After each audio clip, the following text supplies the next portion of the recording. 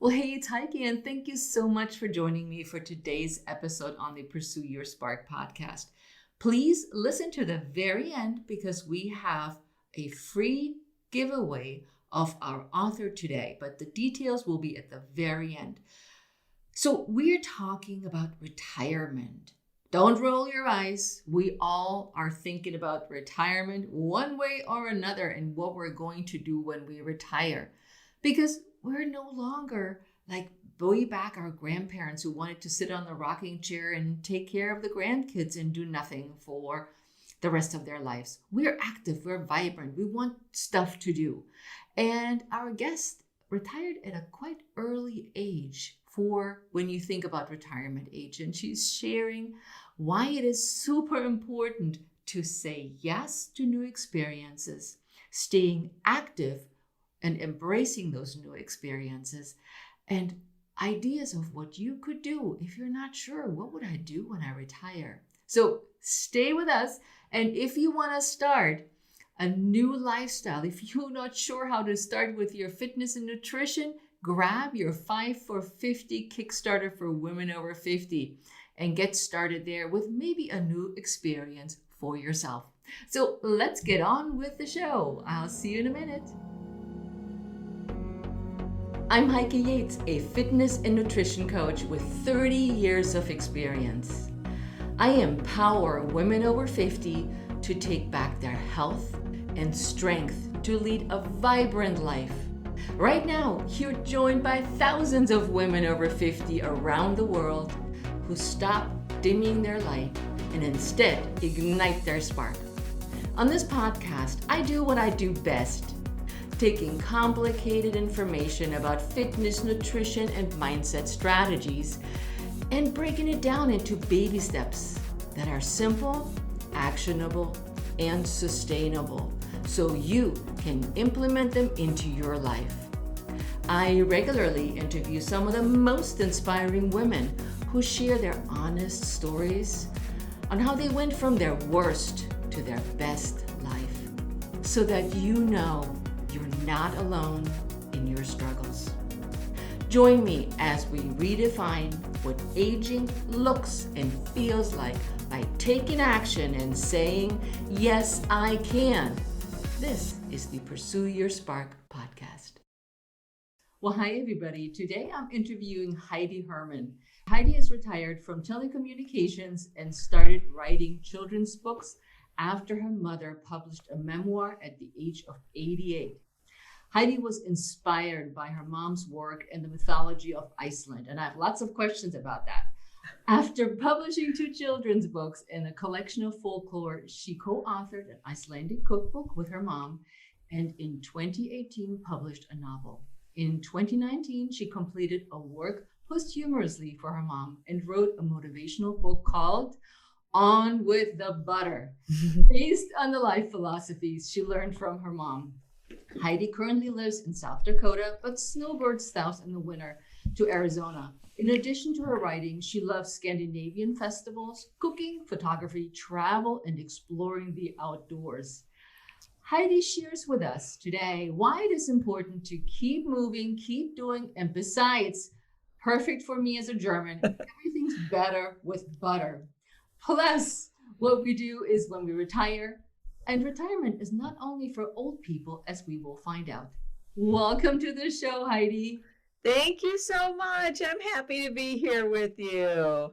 I think it's so cute. We have a Heidi and a Heike. Yes.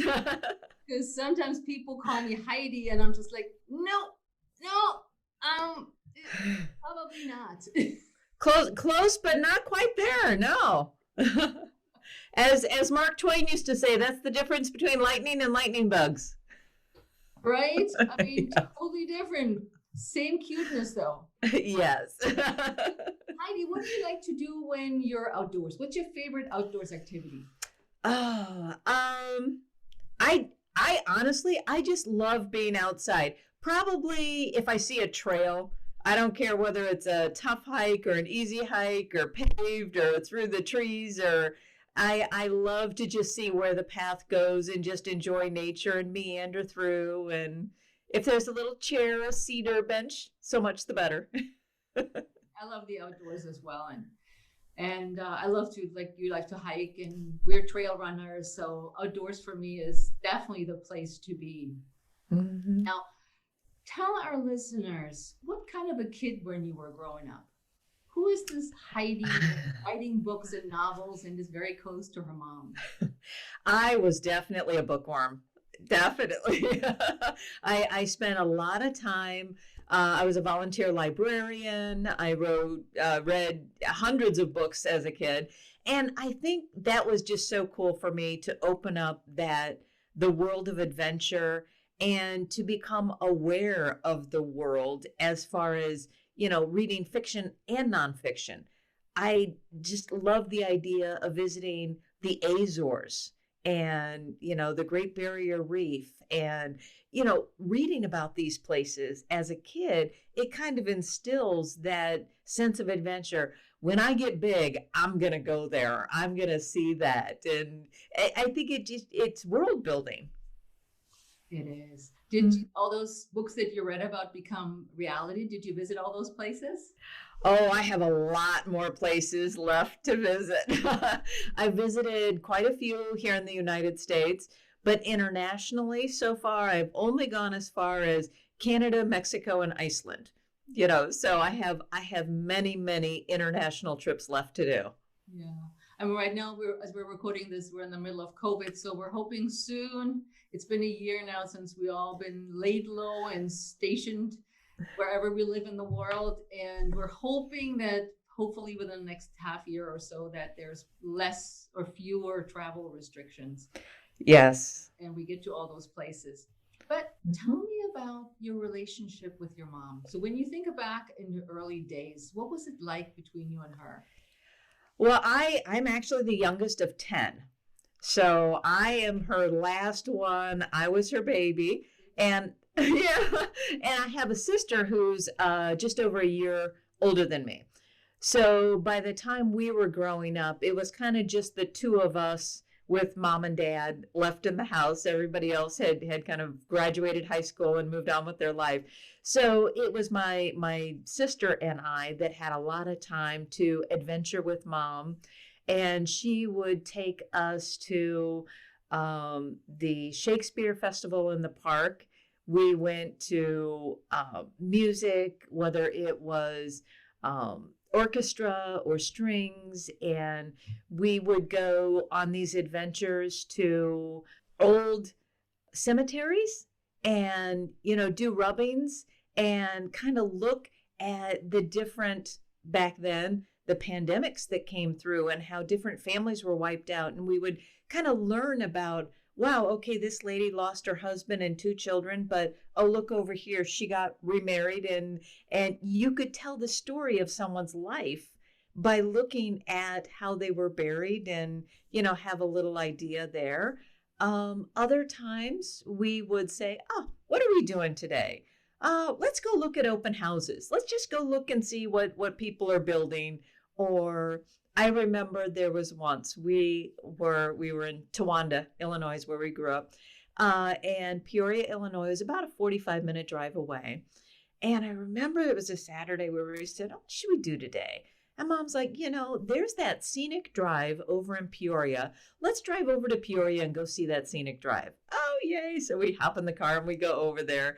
And it's on the, I think it's on the north side of town, right near the mall. And so we get up there and turn on where it says scenic drive. Cool. And we're driving about 4 blocks and it dead ends. And apparently it was just a random street named Scenic Drive. It was not actually a scenic drive. But, once you get over there, it's like, oh, okay, what is there to do in town? And so basically all these different types of things I kind of learned at a young age is everything out there can be explored. And sometimes you deliberately plan something and it doesn't quite work out the way you planned. But as long as you're there, okay, shift gears and do something that there is available. So, yeah, I think from the time I was a little kid, learning from mom, just be open to the world. And She used to say, whatever there is to do that thing. Like that. Now, did you pack all 10 of you in a car, or how did that work? Oh, no. My oldest sister is 22 years older than me. Oh, big age gap. Yeah, so my oldest sister was married and actually had 4 children before I was born. So yeah, but by the time I was probably 9, it was just my sister and I left in the house. Everybody else had graduated high school and gone on to college or married or, started their life. So, yeah. Okay, because I was picturing like the Brady Bunch Plus, all like squeezing in the car and off you go for an adventure. The older siblings, I would say yes, because we called it the first family. Many couples, when they have that large of a family, they tend to have almost like mini families. So they had 5 that each one of them are spaced about 12 to 18 months apart. So they had 5, and then there's an age gap, and then they had 3, and there's an age gap, and then they had the last 2. So the first 5 kind of had that Brady Bunch vibe going on, I think. Now, with all that, where's Dad in all of this? He was a general contractor. He was a pastor of a church, always studying, traveling, working. So he joined some of the adventures, but from the sidelines. I recall when we did all get together on her 70th birthday, we had a big family reunion and we were in Colorado, and we decided we all wanted to go whitewater rafting. Now, of course, all of Mom's children were raised to say, hey, that sounds like fun. Let's go do that. So whitewater rafting wasn't much of a stretch for any of us. And Mom's in the boat too. And so we're rafting down the Upper Animas in Colorado. And my father's in a car. And he studied the route and he had the map. And he would drive ahead of us and park, and as we came down, we could see him standing up on the cliffs and would wave to him, and then he'd hop in the car and go down the road to the next one. So he was there, but not quite as adventurous as what she was as he got older. Now, when he was young, we have a fabulous picture of him water skiing in a 3-piece suit. So he had it. That's cute. Because you talk so much about your mom, so I was really curious about where's Dad in all of this. And of course, you need somebody at the end of the rafting trip that puts everybody back in the car and drives to where everybody is going. And I would say that it the way it all came together was that once I left the house and I got married and started my work career, Mom and Dad did a lot of adventuring together. I can't tell a lot of their stories because I wasn't there. But once I moved back to Central Illinois when my father was ill, when he passed away in 2015, Mom came to live with me. And that's when we really started doing a lot of adventuring and traveling. And I was able to document a lot of those stories. When she turned 93, that's when she decided that she wanted to try a little harder to motivate people. When she was 88, she wrote her book. She went paragliding for the first time. At 90, she ziplined the Mall of America. And we were doing a lot of traveling, a lot of festivals. And more often, people would say, oh my goodness, you're 89 years old, you're 90, you're 92, and doing all this stuff. And she had a stroke at the age of 92 and recovered from that very quickly. It just constantly, people were asking this, how do you do it? And she's like, okay, fine. You know what? I am going to prove to you once and for all, you're never too old to enjoy life. You're never too old for something new. So at 93, she wanted to do 93 new activities before she turned 94. I think that's a great goal. I think it's wonderful because, I mean, think about it. Even, whatever age your listener might be right now sitting there listening to this saying, okay, I personally am, I'm 52 in a week. Whether you're 50, I'm sorry, I'll be 53 in a week, 53, 55, 65, 70, maybe you're 30. Whatever your age is, think about doing an undertaking for a year to do that many new things. Can you even make that list? Do you have things that are achievable? I mean, everybody wants to, maybe climb the pyramids or, whatever it might be, but achievable new things. Yeah, I think most people don't think about the small things that could be an adventure in itself, and always, like you said, go to pyramids or do something fabulous and exotic. But there's so many things in our everyday life. And one of my past guests has talked about walking out the door and taking a different route every day to the same destination, and what she found on those destinations that she took just walking down a different street that she's never walked down. And that inspired me to walk different routes in my neighborhood, because I was like, I've never been down this one street. So one day I just did that. I'm like, oh, how cute. I didn't know that was here. So like you said, it's not big things that we necessarily need to look for. And some people can't afford big things that require a lot of expenses. But let me ask you, what prompted you to retire, Heidi? When I first started in the workforce, it was always my goal. I wanted to retire at 48. I mean, that's just something I wanted to do. And it became even more important to me when I lived in North Carolina. I lived very near Camp Lejeune down there, the Marine Corps base. And I had so many friends who were military, and I was really surprised and saddened and not quite shocked, but how many people were afraid of retirement? How many military? Because they looked at it as, I have to retire from the military and start another career. I can't stay in the military long enough, like 25, 30 years. I'll be too young. I can't retire because I'll get bored. Wow. Okay. I found that sad because when I look at it, I was very excited about reaching that, working hard and putting money away and sacrificing. It's like, I don't need a new car every year. I'm perfectly fine to drive a 5-year-old car. And when you look at, I can go out to eat twice a month because I really wanted to put the money into investment and savings for retirement. And I was very excited because I knew, once I retire, I can, my magic list here. I wanted to learn Icelandic. And that, it takes some focus. I wanted to be able to, spend some real time in doing that.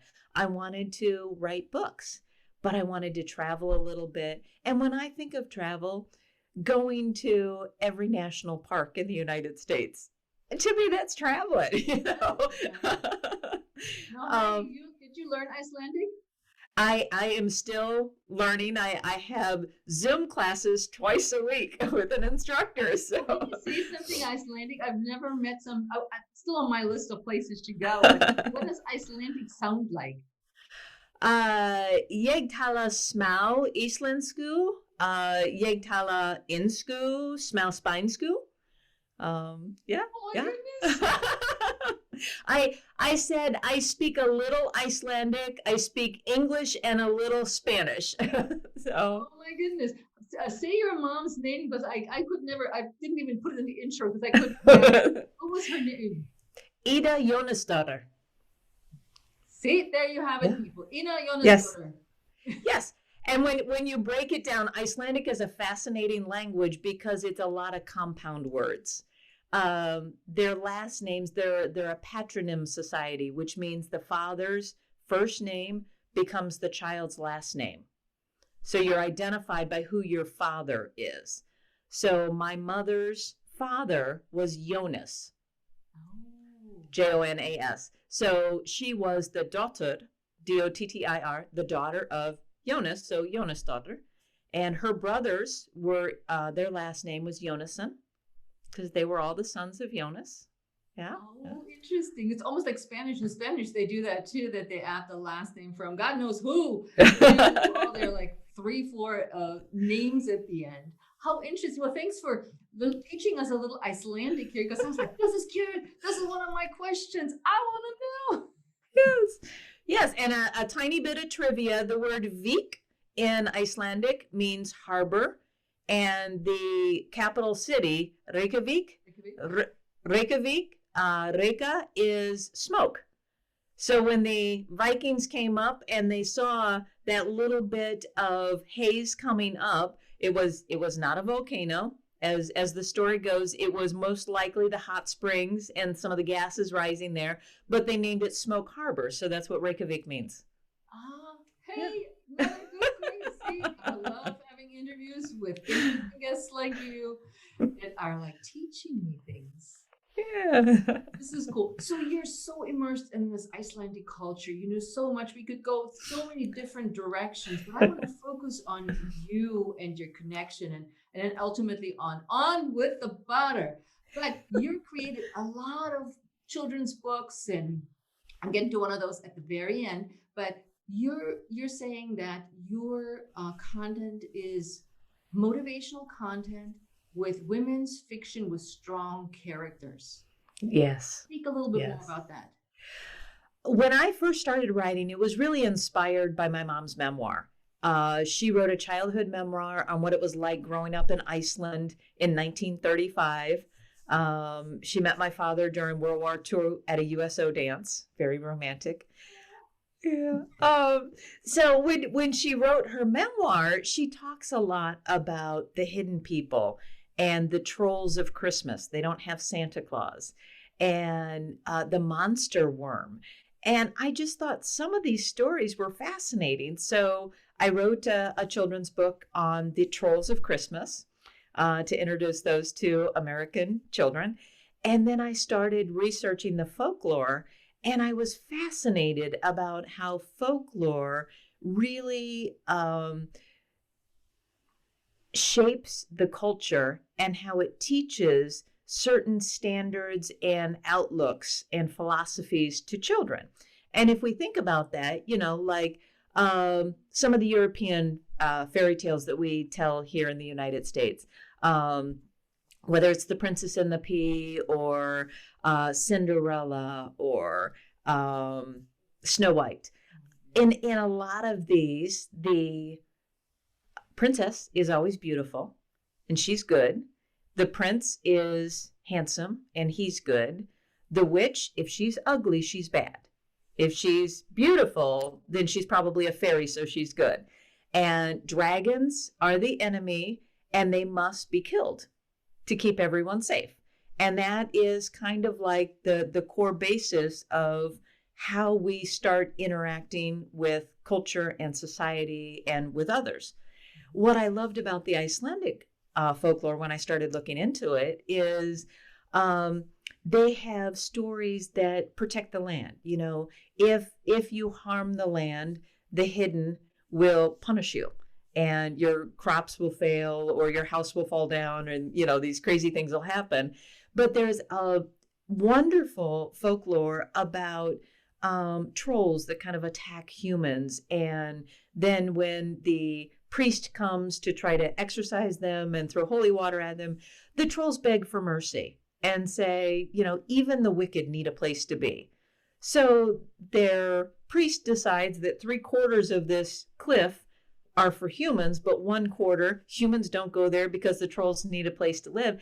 And it just kind of has this idea of coexistence and being nice to each other and taking care of the land and working hard. And you can probably interpret different folklore in different ways depending on what you're looking for. But that's what I saw. And when you look at some of the Scandinavian and the difference between the ones from Denmark and Norway, you really see that common theme, like the ugly duckling. They're different folklore and the message is different. So I just love that and kind of went off on a tangent there.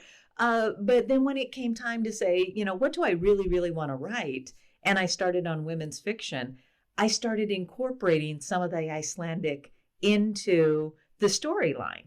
And when I wanted a character to go back in history and have this memory of World War II, I used one of my mom's own memories, and I used a story she told me about the first time she met my dad. And I sort of implanted that in the story and made that the character's backstory and just kind of add that. That's wonderful. I love it. I mean, I was raised in Germany, and our folklore in Germany is usually, when I tell stories, people are like, this is really brutal. This is, you're like always killing people off, or it's very dark. And I'm trying to think of Hansel and Gretel. I don't know how you can translate this, where the witch tries to burn the two kids and starves them and that kind of thing. But the messages are always very different than what we hear in the US. And you're very right about, there's the nice people are good people, the ugly people are the bad people. And so-and-so has to be killed for that reason to better the good person. But in other cultures, and from what I'm hearing as well, Icelandic, in Denmark, I have a good friend who is from Denmark.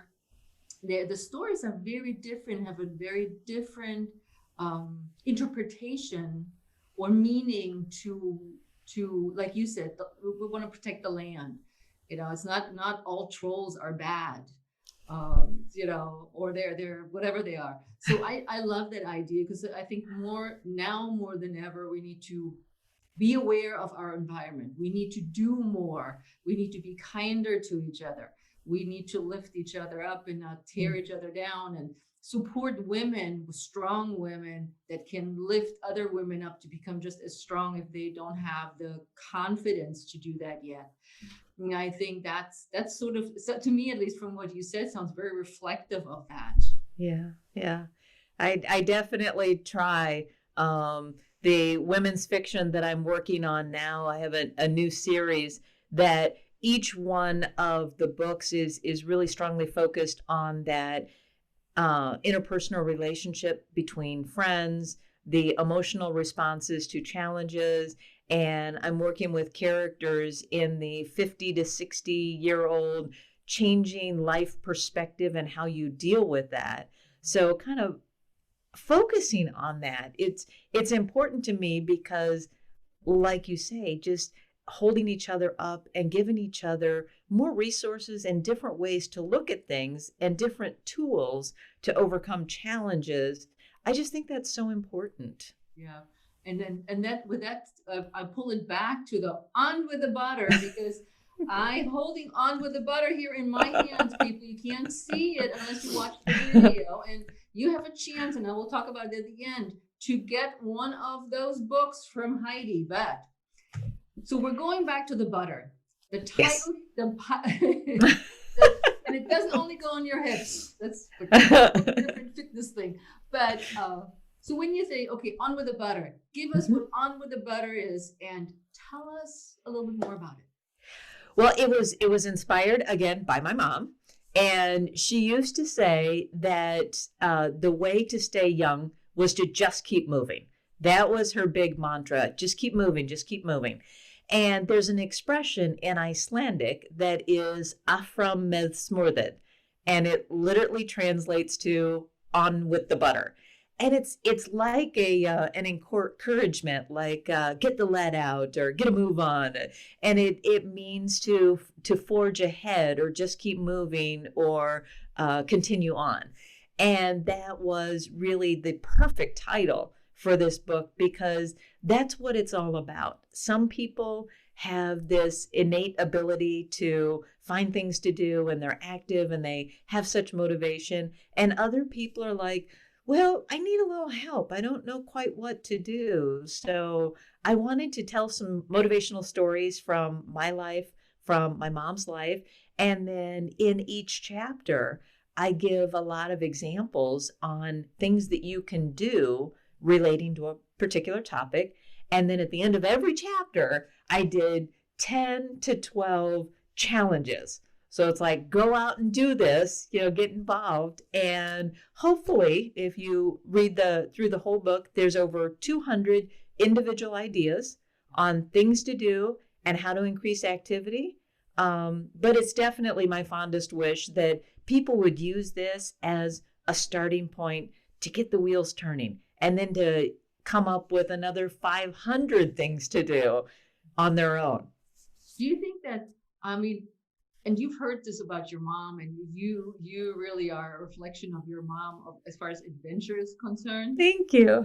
It's that people are just afraid of what might happen if they actually do something new. I find that to be very interesting, because sometimes I think you're right. People are afraid of what's new. And if you go back in your memory, we've done that through each of us through our whole lives. Your first day of school, the first day of junior high, the first day that you moved to a new town, the first time you joined a fitness club, whether it's something that you did on your own or with somebody else, even if it's you and your best friend going off to summer camp or going off to college, every new thing you do, it's scary to think about. But by the same token, if you look back on those same scary memories, think about how it opened up your world and how it expanded your thought process. And you come across things that you didn't even know that you didn't know. And again, that's part of what makes us more empathetic and sympathetic and more understanding to other people, other cultures, and even, wow, how can somebody possibly think that hobby's interesting? Who in the right mind would go bird watching for 3 hours a day? Well, if you don't know, you don't know. It can be fascinating. Because I was thinking, okay, I went bird watching once. Everybody like looking up, and I was like, I don't see anything. I wonder what they're all seeing. I've had a few of those in my own life. It's like, you want me to do what? Oh goodness, I hope we go out to eat somewhere really great afterwards so I at least can salvage something out of this experience. And sometimes that is the high point, is when you're done, you get to go out and socialize, and but other times you find that, wow, I really like the symphony orchestra. I had no idea. Or I know I've drugged my husband to more than one dinner theater, and he doesn't hate them. And I was like, I agree with you. It's like, I'm also all about new experiences, and sometimes you don't have anybody to do them with. Mm-hmm. So what would you say to somebody who's like, I'm here, I'm retired, I don't have kids, I'm divorced. Here I'm sitting here by myself in my little apartment, and okay, let's use knitting. Please, all knitters, don't hate me. And I'm knitting socks all day, and I can't think of anything to do, but I am so afraid to go out by myself. What would you tell somebody like that? Well, that's already a starting point. And to that person, I'm going to give you 5 different ideas. Are you ready? Okay. Notes. Notes. If there's somewhere that you've always liked to go, like maybe botanical gardens or the zoo or somewhere like that, make a point to go, because even if you're alone, you're enjoying the natural environment, and it's perfectly acceptable to do that alone. Number 2, you can join a community group, because, joining maybe a dance class, or maybe, post-COVID, maybe the community theater. And if you're not interested in being an actor or something like that, volunteer to be a ticket taker or something. At the very least, you're going to meet other people and find more people to do stuff with. You can go out to a farmer's market, get some fresh air, pick some new foods, come home, bake up something new, and then maybe share it with a neighbor, or take it to your church or community center and share whatever you made with other people, or go on Facebook and share the recipe and photos and connect up with some people there. If you like your knitting, what are you doing with your knitting? okay, how about joining an organization to donate those or help give away socks or beanies, or, maybe set up a little Etsy store and start selling them and have a little booth at the farmer's market. That'll kind of get you out and going. And at the very, very least, go out and take a walk. Because I find that when I run in my neighborhood at the same time, usually on the days I run, you always run into the same people. And at first, everybody is kind of, especially now with the masks on, they're kind of glancing over their masks and they just keep walking. By now, we go in the same route, then it's like a wave. So it's like, oh, I know that one. Okay. And then now we're up to like a good morning. So we've worked our way up through the run, and just seeing somebody consistently too. And that I think really helps too, because there are a lot of people, and now, again, I go back to COVID. We have so many people that are depressed and that are alone, much younger group than we're talking to here at the Pursue Your Spark podcast. We're not talking only old people. And that's why I said, or older. I mean, I'm going to be 60, Heidi, in April. So I'm no young chicken. But that's so young. That's what I'm thinking. I'm rocking it. I was like, yes. But it's like when we think retirement, we're thinking, oh, over 80. That's like the age group it seems right now to be the people that qualify to retire. But speaking about loneliness, it's not only the older people that are lonely. Right now, all the younger people that are so lonely and depressed, and they need this episode just like anybody our age or older, with your book of getting ideas and just getting unstuck. Yes. To not sit there and just binge watch Netflix one after the other, or sit there and Instagram for hours or TikTok for days. But to actually, like you said, at least go for a walk, go outside, get some fresh air, let the sun shine in your face, and see what happens. I think exactly. And that's what I tried to accomplish with this book, is to separate it into different chapters. I have one chapter that's just about food and all the activities that you can actually build around food. Like I said, going to the farmer's market and picking out a new vegetable or a favorite vegetable. And then, interacting on Facebook or calling people. Call your friends, talk to them on the phone. Hey, I have a kohlrabi. What should I do with it? You picked a very un-American vegetable. I've had some different experimentation. More recently, we had a friend who was not able to make it down from Canada here to Arizona this year because of travel restrictions. And so his poor fruit trees are just rotting and dropping. And so he's begging people to go over to his house and pick grapefruits and lemons and all this. So we went over there, and I ended up with like 2 bushels of grapefruit. I had no idea what to do with grapefruit, but boy, I have gone through the gambit of recipes now. This also, with you said about the food, I have the one I want to know more about is Walk on the Wild Side. That's that song. Take a walk on the wild. I think, is that one that I had? Oh, Be Bold. Be Bold has a quote that I had marked that I wanted to share. But Walking on the Wild Side, one fun thing, I got to flip through my copy of the book. And I will share this. Walking on the Wild Side really has to do with getting outside your comfort zone and maybe trying something that you previously would have shied away from a little bit. And I'm just going to read you one quick paragraph from here. Throughout our lives, we learn from experience, adding knowledge and personal opinions to our understanding of the world, what we like, what we fear, what tastes good, what we think is beautiful. At any point, who we are as a person and how we think is this based on the sum total of our experiences.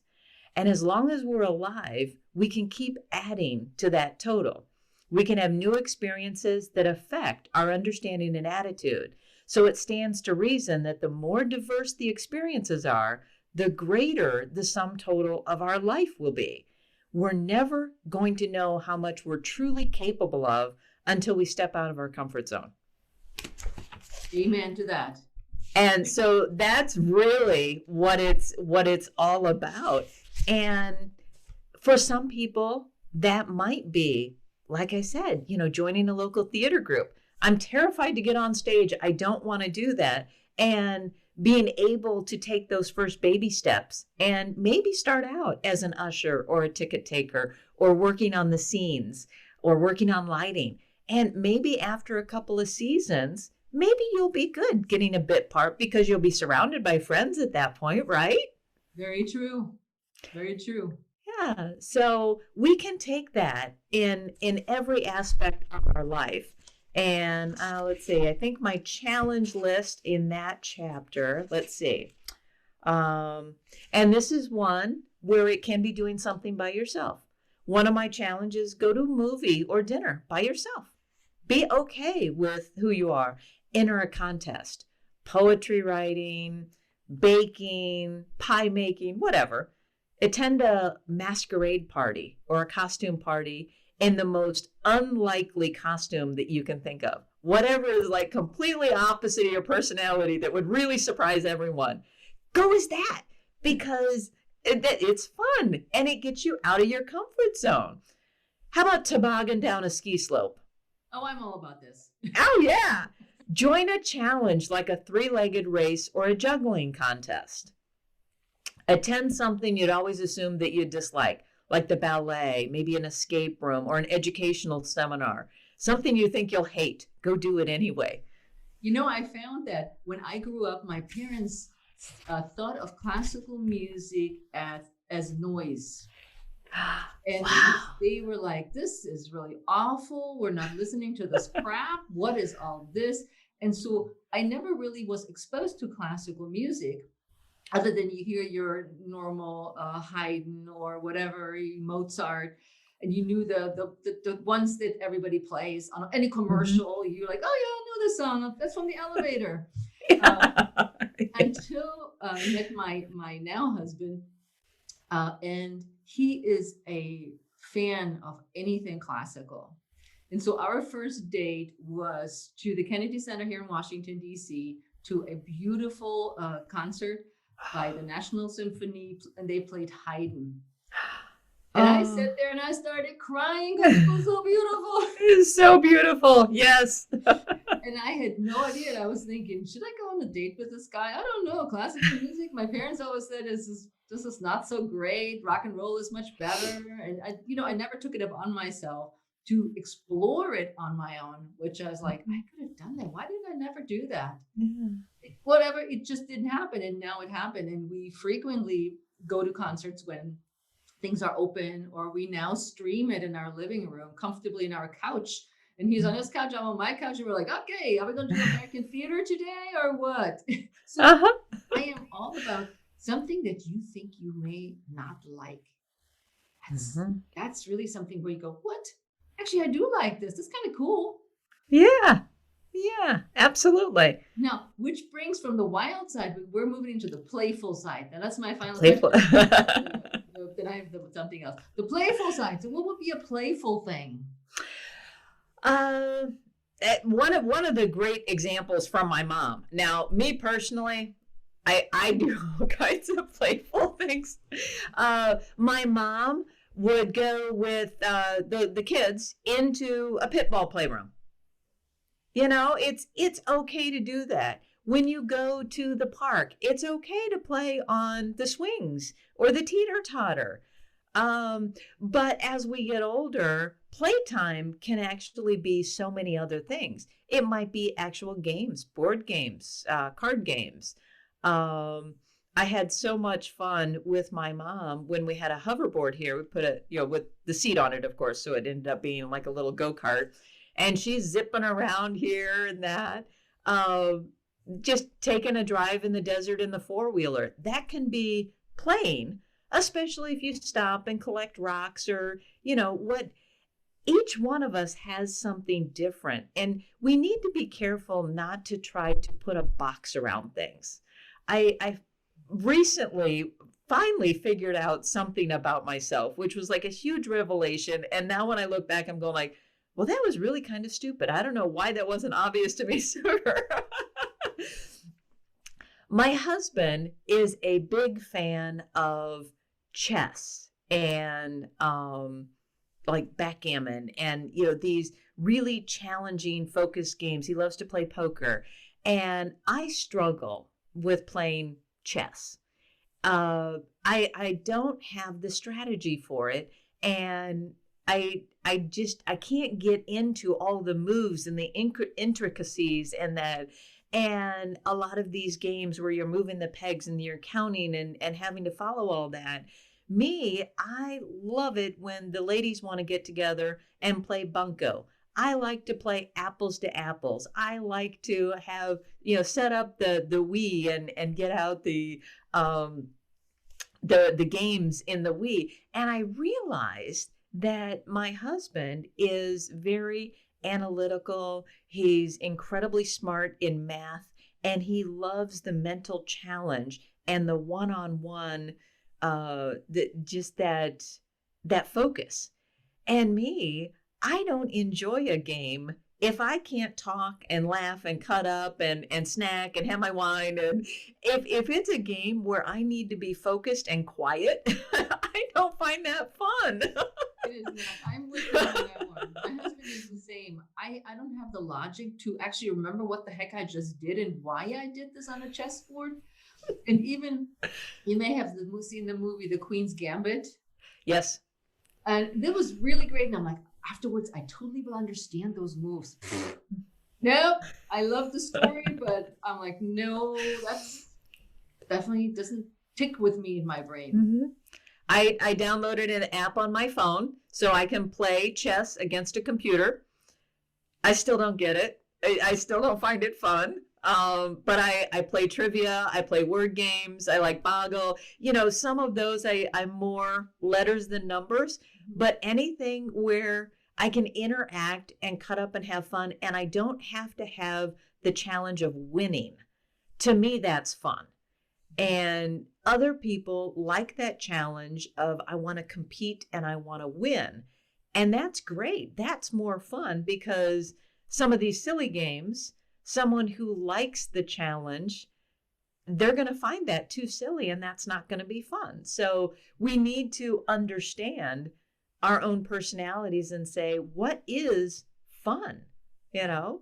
Other people might like painting or coloring books, and that's fun because it's a time where they can de-stress and their mind's not going, and just the fact that they're relaxed is fun. So yeah, understanding what fun means to you and then charge for it. Go do it. What would you say in closing to our listeners of what you would encourage them to do after listening to this podcast?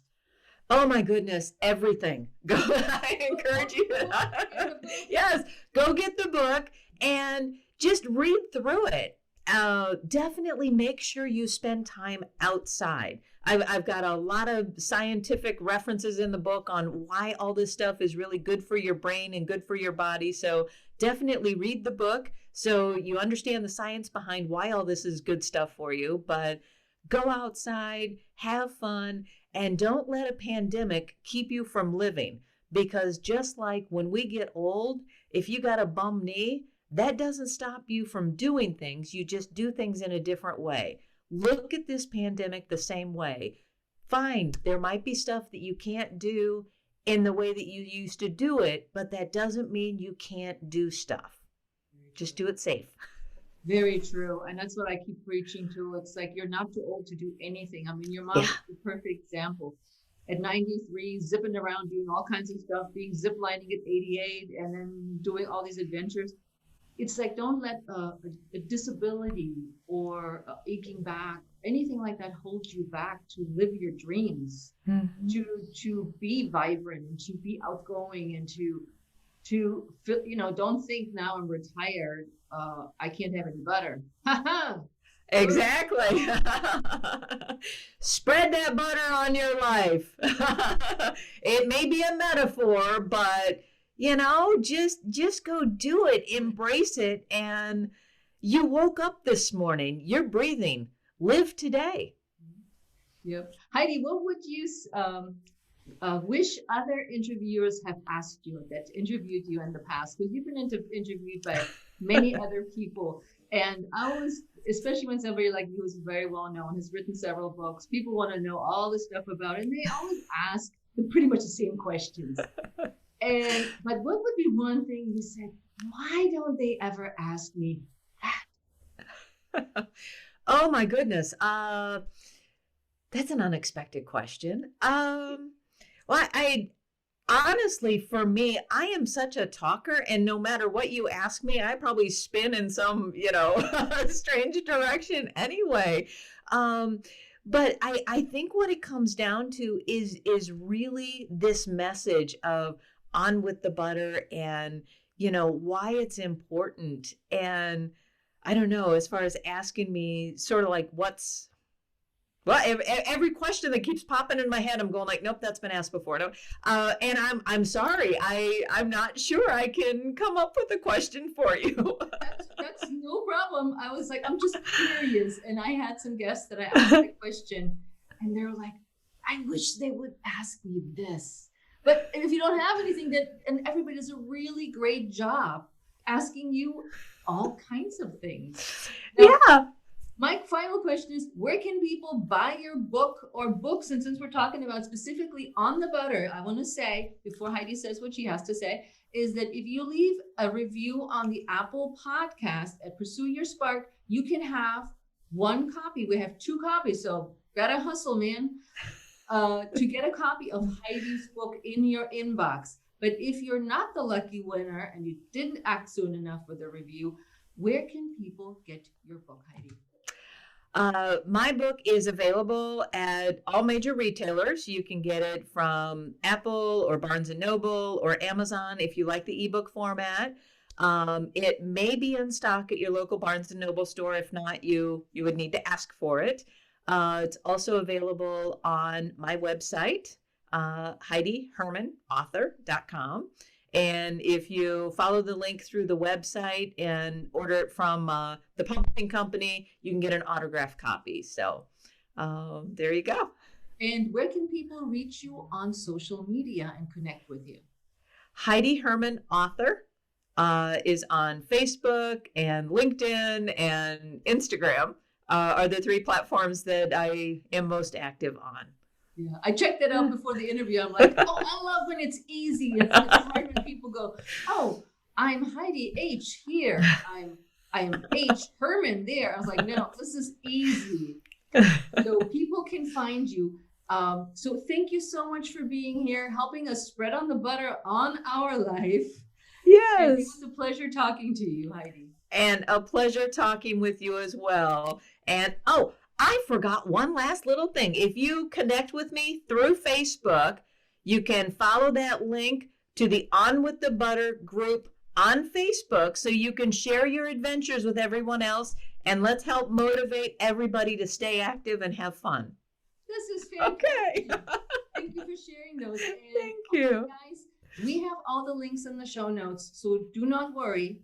You can just tap and click and get to wherever we talked about today and get your free copy, but you have to leave the review on the podcast, on the Apple podcast. But I also want to hear from you, because I will spread this message on all social media, and you can find me at Heike Yates on Instagram, Heike Yates, Pursue Your Spark on Facebook, and everywhere else under Heike Yates. And we do want to hear, what was your first adventure that you took that was out of the norm, maybe out of the book? So let us know. Wonderful. Bye.